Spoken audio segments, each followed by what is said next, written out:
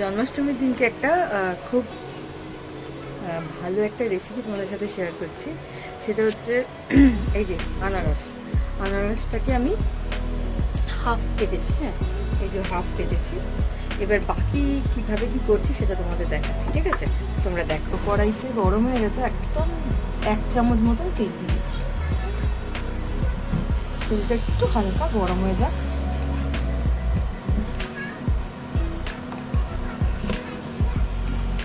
আমার তোতা পাখির মতন বকবক করা মেয়ে এখন বকবক করছে। এই যে আনারসটা কেটে রাখা আছে, আনারসটা সম্পূর্ণ এর মধ্যে দিয়ে দেবো।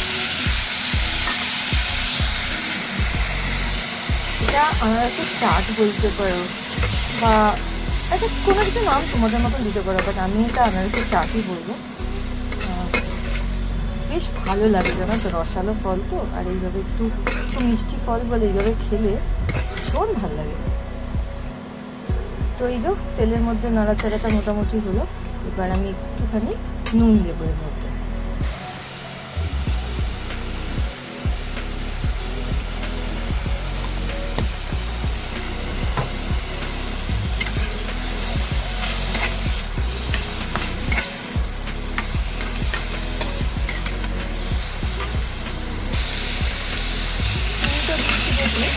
যতটুকুনি চিনি দেবার দেবে, তার সাথে একদম একটুখানি মানে লঙ্কা আর হচ্ছে তোমার